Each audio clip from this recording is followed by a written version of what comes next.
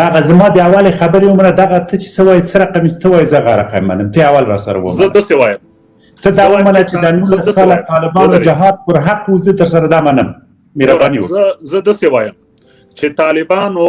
چې زمونږ په ښوونځیو مکتبونو ولسوالیو په پلونو په سړکونو بریدونه کړي دا یرغل کړی ظلم یې کړی کفر یې کړی شرک یې کړی وروره او د پاکستان په د شیطان خانو په فتوا یې کړی کاملا ناحقه او باطل و ته اوس دا وایي چې پرونی برید کړی دې ته جهاد ووایه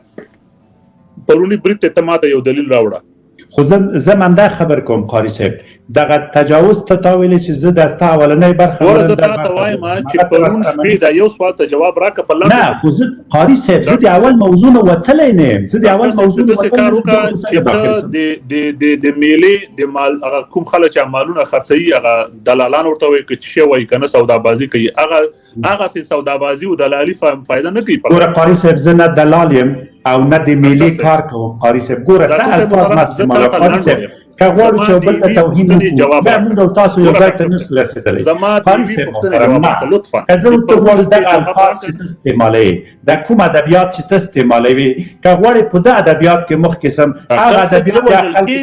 زه وژل کېدم زما ادبیات غواړې زه تباه یم قاري صاحب محترم دغه ادبیات زما زده نه ده دا کوم ادبیات چې وایي زما زده نه ده زه بیخي جاهل یم دغه ادبیات مې زده نه ده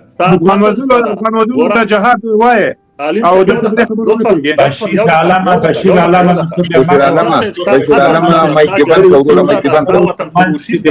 غلامي زده ده ستا نوکري زده ده د ولس وژل دې زده دي د مکتب ښوونځي سوځول دي هغه دي ته ماته او مان ادبیات غواړې تا ادبیات نه دي زده قتل دې زده ده جاسوسي دې زده ده وژل دې زده دي د پول رانول دې زده دي وروره د عیسی نوکري او غلامي کول دې وروره زده دي ته اوس کوم ادبیات دې مانه غواړې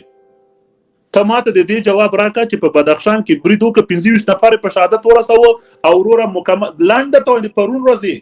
په دې 19 کالو کې خو په لکونو تباهي او بربادي کړې دا اوس کوم جهاد د ماته دا تشریح کړي زم سره مجاهد سم راګې باندې بیا لاړو قاری صاحب دې سره وخت ځای کول دي قسم په خدای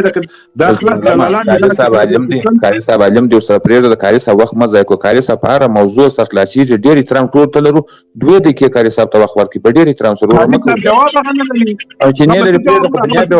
ولس په فیصله وکړي وروره ولس موږ د ولس قاری صاحب یو خبره کول غواړم قاری صاحب مهرباني داسې وکړه منګه دا وایو که امریکایان ښه خلک نه دي هغه مجاهدینو سره کومک چا کوو او هغه تنظیمونو سره هغه روسانو ته چا شکست ورکړه امریکا ورکړه مجاهدین ورکړه سلا چا ورکوله پیسې چا ورکولې دا مجاهدین خو موږ وکړه پاکستان کې خو موږ پراته وو دا راشنونه چا اخیستل دا کوم ځای راځي زه خبره کوم اوس امریکا کافر شو چې ما سره زه نور دې لایف ته نه راځم ستاسو دې لایف ته زه هیڅ کله نور نه راځم نن افغان ټایګر د یاد ساتي دا 2 شپه د چې تاسو لایف ته راځم نور نه راځم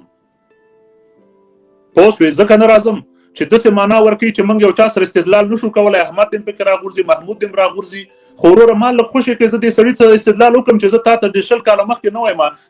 دغه شی ما ته په جهاد ثابت که زه طالب یم زه بخښنه غواړم